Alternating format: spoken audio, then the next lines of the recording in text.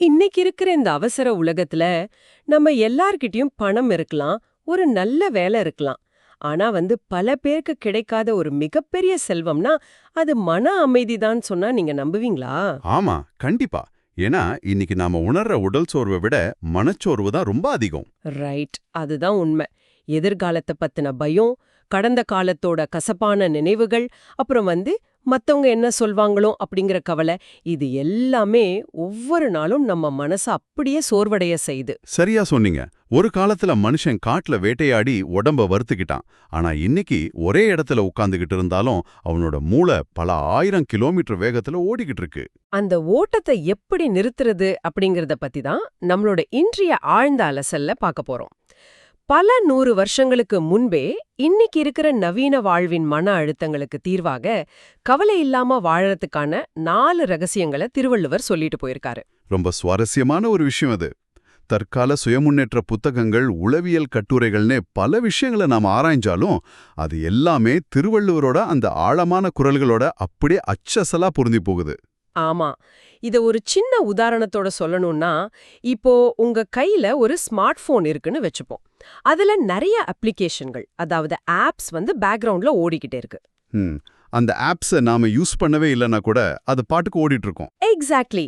அந்த ஆப்ஸ் எப்படி உங்க போனோட பேட்டரிய சீக்கிரமா காலி செய்யுமோ, அதே போல தான் இந்த தேவையற்ற எண்ணங்கள் உங்க மன அமைதியை சீரழிக்குது. ரொம்ப சரியான ஒப்பீடு. மூளையோட பேட்டரியை மிச்சப்படுத்தணும்னா முதல்ல பின்னாடி ஓடுற அந்த தேவையற்ற ஆப்களை நம்ம க்ளோஸ் பண்ணணும். கண்டிப்பா. அதுல ஆப் என்னன்னு பாத்தீங்கன்னா, இந்த அதிக சிந்தனை, அதாவது ஓவர் திங்கிங். ஆமா, அளவுக்கு மீறினால் அமுதமும் நஞ்சுன்னு வள்ளுவர் சொல்றதை இங்க நம்ம பொருத்தி பார்க்கலாம். யோசிக்கிறது மனித இயல்பு, அதுல எந்த தப்பும் இல்ல. ஆனா ஒரு விஷயத்தை பத்தி அளவுக்கு அதிகமா யோசிக்கிறது தான் கவலைக்கு முதல் காரணம். ஒரு நிமிஷம், இங்க எனக்கு ஒரு சந்தேகம் வருது. ஒரு விஷயத்த முன்கூட்டியே திட்டமிடுறது, அதாவது பிளானிங் பண்றது வேற, அத நினைச்சு அளவுக்கு அதிகமா பயப்படுற ஓவர் திங்கிங் வேற இல்லையா? இது ரெண்டுக்கும் நடுவுல நாம எங்க எல்லைக்கோட்டை வரையறது? ரொம்ப முக்கியமான கேள்வி இது. பரிணாம வளர்ச்சியின் அடிப்படையில பாத்தீங்கன்னா, யோசிக்கிறது அப்படிங்கிறது ஆபத்துக்களை முன்கூட்டியே கணிச்சு நம்ம உசுரை காப்பாத்திக்க மூளை உருவாக்கணும் ஒரு சிஸ்டம். ஓஹோ, அதாவது பழங்காலத்துல காட்டுக்குள்ள இருக்கும்போது. ஆமா, ஒரு புதிருக்கு பின்னால ஏதோ சத்தம் கேட்டா அங்கே சிங்கம் இருக்குமோன்னு அதிகமா யோசிச்சவன் தான் தப்பி பிழைச்சான். ஆனா இன்னைக்கு நவீன உலகத்துல இந்த புதிருக்கு பின்னால சிங்கம் இல்ல. ரைட். அதுக்கு பதிலா நாளைக்கு மீட்டிங்ல என்ன நடக்குமோ, இல்லனா பாஸ் அனுப்புன இமெயிலுக்கு என்ன அர்த்தமோன்னு நாமே கற்பனையா பயத்தை உருவாக்கிக்கிறோம். எக்ஸாக்ட்லி. இதத்தான் திருவள்ளுவர் எண்ணி துணிக கருமம் துணிந்தபின் எண்ணுவோம் என்பது இழுக்குன்னு சொல்றாரு. ஒரு செயலை தொடங்குறதுக்கு முன்னாடி நல்லா ஆராயணும். அது பிளானிங். சரி, அப்போ ஓவர் திங்கிங்னா? ஒரு முடின்னு எடுத்ததுக்கு பிறகோ இல்லைன்னா நம்ம கட்டுப்பாட்டிலே இல்லாத ஒரு விஷயத்தை பத்தியோ தொடர்ந்து யோசிச்சு குழம்பிக்கிட்டு இருக்கிறது தான் ஓவர் திங்கிங். திட்டமிடுதல் ஒரு தீர்வை தேடுறது. ஓவர் திங்கிங் கற்பனையான பயங்களை உருவாக்குறது. இத நான் இப்படி புரிஞ்சுக்கிறேன். பிளானிங் அப்படிங்கிறது ஒரு முடிவை நோக்கி நகர்ற பாதை. ஆனா இந்த ஓவர் திங்கிங் நியூட்ரல் கியர்ல காரை போட்டுட்டு ஆக்சிலரேட்டரை முழு பலத்தோட மிதிக்கிற மாதிரி. ஆமா, ரொம்ப அருமையான உதாரணம். இன்ஜின் பயங்கரமா சத்தம் போடும், பெட்ரோல் செலவாகும், சூடாகும். ஆனா கார் ஒரு இன்ச் கூட முன்னாடி நகராது. ஓவர் திங்கிங்கும் இதே மாதிரி தான். உங்க மனசக்திய முழுசா எரிச்சிடுறீங்க, ஆனா வாழ்க்கையில ஒரு படி கூட முன்னேற மாட்டீங்க. இதத்தான் நவீன அறிவாற்றல் உளவியல்ல ரூமினேஷன்னு சொல்றாங்க. அதாவது நீங்க கற்பனையான ஒரு ஆபத்தை நினைச்சு தொடர்ந்து யோசிக்கும்போது உங்க மூளையில இருக்கிற அமிக்டாலான்றது மூளையோட பகுதி. ரைட். ஆமா, அந்த பகுதி என்ன பண்ணும்னா அந்த ஆபத்து நிஜமாவே இப்போ நடந்துகிட்டு இருக்குன்னு நம்ப தொடங்கிடும். அதனால உடம்புல கார்டிசோல்ங்கிற மன அழுத்த ஹார்மோன் உற்பத்தியாகி உங்களை அப்படியே முடக்கிடும். வாவ்! அப்போ அந்த காரோட என்ஜின் வீணாக சூடாகி புகை வந்துகிட்டு இருக்குன்னு எனக்கு நல்லா புரியுது. அடுத்த கட்டம் என்ன? ஓடுற அந்த எண்ணங்களை எப்படி நிறுத்துறது? அங்கதான் நாம அடுத்த ரகசியத்துக்கு போறோம். மனதை கட்டுப்பாட்டுக்குள்ள கொண்டு வர்றது. வள்ளுவர் சொல்ற அடக்கம் அமரருள் உய்க்கும் அப்படிங்கிற தத்துவத்தை நாம இங்க அலசணும். ஆனா இது சொல்றதுக்கு ஈஸி. ராத்திரியில தூக்கம் வராம பதற்றத்துல தவிச்சு யாருக்கு வேணாலும் தெரியும், மூளைய பார்த்து யோசிக்கிறது நிறுத்துன்னு சொன்னா அது இன்னும் அதிகமா தான் யோசிக்கும். உண்மைதான். பலரும் இந்த அடத்தம்ங்கிற வார்த்தையை தப்பா புரிஞ்சுக்கிறாங்க. தங்களுக்குள்ள எழும்புற கோபம், பயம், பதற்றம் எல்லாத்தையும் அப்படியே அடக்கி வலுக்கட்டாயமா நசுக்கிறதுன்னு நினைக்கிறாங்க. ஆமா, நானும் அதான் கேட்க வந்தேன். உளவியல் நிபுணர்கள் உணர்ச்சிகளை அடக்கிறது ஆபத்துன்னு தானே சொல்றாங்க. இப்போ எனக்கு கோபம் வருதுன்னா அதை நான் மனசுக்குள்ளே புதைச்சு வச்சா அது பிற்காலத்துல ஒரு பெரிய ட்ராமாவா ஒரு வெடிப்பா மாறிடாதா? கண்டிப்பா மாறும். அதனால தான் வள்ளுவர் உணர்ச்சிகளை நசுக்கச் சொல்லல, உணர்ச்சிகளை சரியாக கையாளச் சொல்றாரு. எமோஷனல் சப்ரஷனுக்கும் எமோஷனல் ரெகுலேஷனுக்கும் வித்தியாசம் இருக்கு. அதாவது உணர்ச்சிகளை ஒடுக்கிறதுக்கும் அதை ஒழுங்குபடுத்துறதுக்கும் உள்ள வித்தியாசம். ஆமா. உதாரணத்துக்கு ஒரு மீட்டிங்ல யாரோ ஒருத்தர் உங்க உழைப்ப குறைச்சு பேசுறாங்க. கோபம் வர்றது ரொம்ப சாதாரணமான ஒரு உயிரியல் ரியாக்ஷன். அடக்கம்ன்றது கோபமே வராத மாதிரி நடிக்கிறதில்ல. அப்போ அந்த கோபத்தை ஏத்துக்கிறது. எக்ஸாக்ட்லி.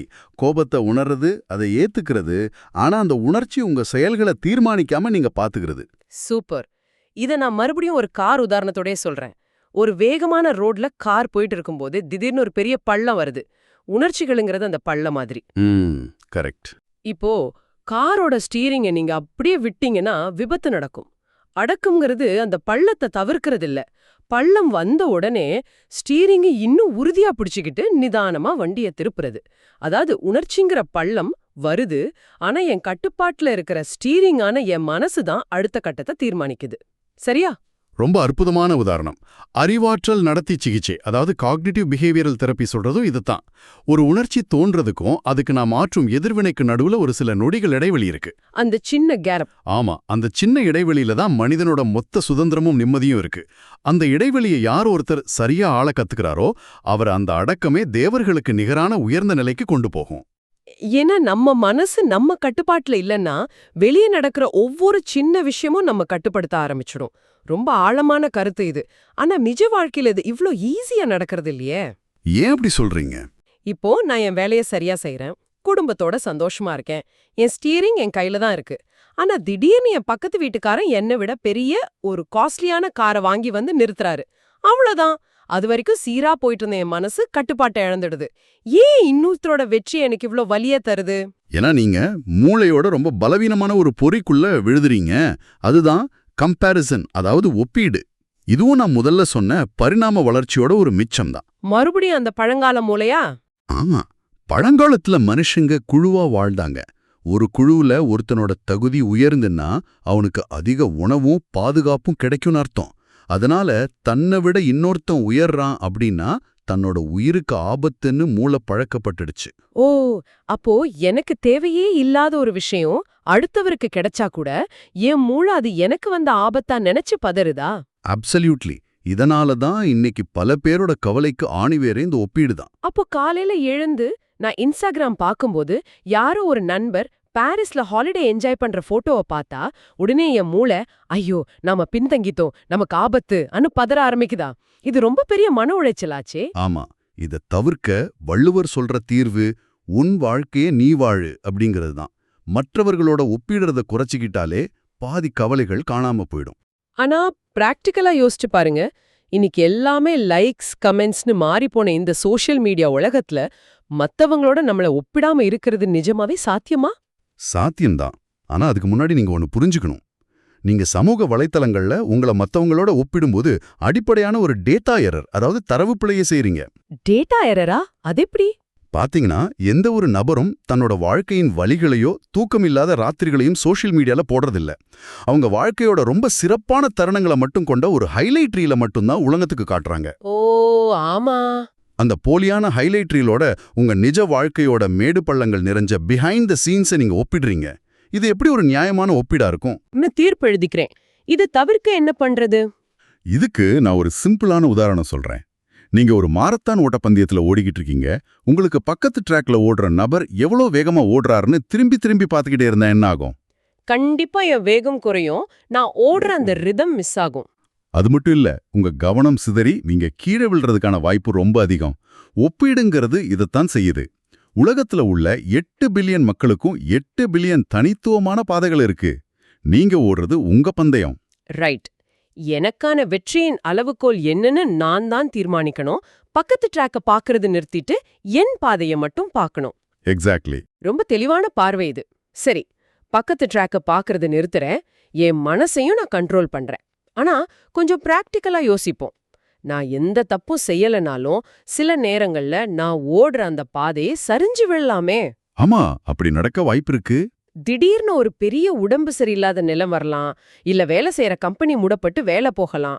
ஒரு சின்ன கஷ்டம்னா சமாளிக்கலாம். ஆனா எல்லாமே முடிஞ்சிருச்சுன்னு தோன்ற அந்த உண்மையான இருள் சூழ்ந்துக்கும் போது இந்த தத்துவங்கள் எல்லாம் காணாம போயிடாதா? அப்ப எப்படி மன அமைதியா தக்க வைக்கிறது? நீங்க கேக்குற இந்த யதார்த்தம் ரொம்ப ரொம்ப முக்கியம். போலியான பாசிட்டிவிட்டிக்கும் ஆழமான தத்துவத்துக்கும் உள்ள வித்தியாசமே இதுதான். கஷ்டங்களே வராதுன்னு எந்த ஒரு தத்துவமும் சொல்றதில்ல. இங்கதான் நம்மளோட 4வது ரகசியமான பொறுமையும் நம்பிக்கையும் உள்ள வருது. அதாவது கஷ்டம் நிரந்தரம் இல்லைங்கிற நம்பிக்கையா? ஆமா, திருக்குறள் 621ல இடுக்கண் வருங்கால் நகுக அப்படின்னு வள்ளுவர் சொல்றார். துன்பம் வரும்போது சிரிக்க சொல்றார். ஒரு பெரிய புயல் வந்து என் வீட்டின் கூரையை பீத்து எரியும் போது எனக்கு சிரிக்க தோணாது, பயந்து போய் கதறதான் தோணும். அந்த சூழ்நிலையில எப்படி பொறுமையா இருக்கிறது? அவரு பைத்தியக்காரத்தனமா சிரிக்க சொல்லல.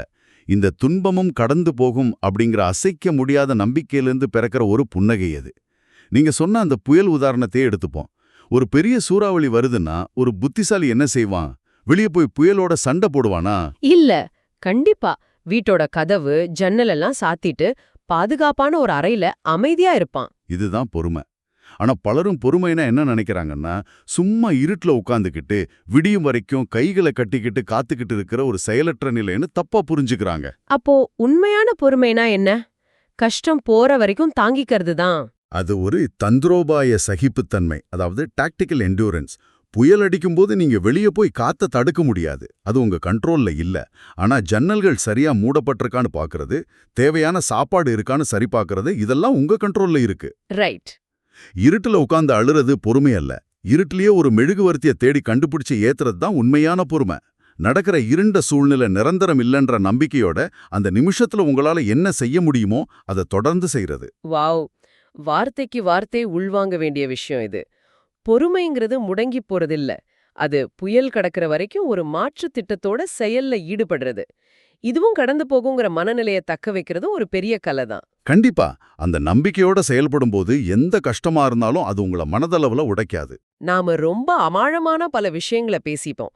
இந்த அலசலின் சாராம்சமா கவலை இல்லாத வாழ்க்கைக்கு திருவள்ளுவர் சொன்ன அந்த 4 ரகசியங்களை நான் சுருக்கமா சொல்றேன். 1, அதிகமா யோசிக்காதீங்க. 2, உணர்ச்சிகளை நசுக்காம மனச கட்டுப்படுத்துங்க. 3, மத்தவங்களோட உங்களை ஒப்பிட்டு பாருங்க. 4, பொறுமைய வளர்த்துக்கோங்க. ரொம்ப துல்லியமா சொல்லிட்டீங்க. இந்த 4ம் ஒண்ணுக்குன்னு தொடர்புடையது. இத தினசரி வாழ்க்கையில பிராக்டிஸ் பண்றதுல தான் உண்மையான வெற்றி இருக்கு. இப்போ இத கேட்டுக்கிட்டு இருக்கிற நீங்க சிந்திச்சு பாருங்க. உங்க அன்றாட வாழ்க்கையில எந்த விஷயம் உங்க மனசோட பேட்டரியா அதிகமா உறிஞ்சுது? அந்த ஓவர் திங்கிங்கா, இல்ல அடுத்தவங்களோட ஒப்பிட்டு பாக்குற பந்தயமா? எதை இன்னைக்கு முதல் நீங்க மாத்தி அமைக்க போறீங்க? தன்னைத்தானே சீர்தூக்கி பார்க்கறது தான் மன அமைதிக்கான முதல் படி. கண்டிப்பா. இந்த அலசல்ல முடிக்கிறதுக்கு முன்னாடி எனக்கு ஒரு ஆழமான சிந்தனை தோணுது. கார்ப்பரேட் வாழ்க்கை, சோஷியல் மீடியா, டிஜிட்டல் தொழில்நுட்பம், இதனால தான் நமக்கு புதுசா மன அழுத்தங்கள் உருவானதா நம்ம நினைச்சுக்கிட்டு இருக்கோம். இந்த 21ஆம் நூற்றாண்டுக்கே உரிய பிரச்சனை இதுன்னு நாம பெருமை வேறப்பட்டுக்கிறோம். ஆமா, பலரும் அப்படிதான் நினைக்கிறாங்க. ஆனா 2000 வருஷங்களுக்கு முன்னாடி எந்த ஒரு டிஜிட்டல் ஸ்கிரீனும் இல்லாத காலத்துல பனை ஓலையில எழுதின ஒருத்தரால இன்னைக்கு இருக்கிற மனித மூளையோட சிக்கலான உணர்வுகளை அச்சசலா படம் பிடிச்சு காட்ட முடிஞ்சிருக்கு. அது ஒரு மிகப்பெரிய ஆச்சரியம்தான். அப்படியென்றால் இத்தனை 1000 வருஷங்கள்ல நாம பயன்படுத்துற கருவிகள் தான் மாறியிருக்கே தவிர மனிதனோட அடிப்படை மனநிலையும் அவனோட கவலைகளும் கொஞ்சம் கூட மாறவே இல்லையா? தொழில்நுட்பம் நமக்கு புதுசா எந்த கவலையும் தரல. பல 1000 வருஷமா நம்ம மூளைக்குள்ளே இருந்த அதே குறைய பெருசாக்கி காட்டியிருக்கு. அவ்வளோதானா? ரொம்ப ஆழமான சிந்திக்க தூண்டுற கேள்வி. இந்த பெரிய கேள்வியோட உங்க மனசின் பின்னணியில ஓடுற அந்த தேவையற்ற ஆப்களை இன்னைக்கு மூடுங்க. உங்க மன பேட்டரி முழுமையா சார்ஜ் ஆகட்டும். மீண்டும் ஒரு ஆழமான அலசலில் சந்திப்போம்.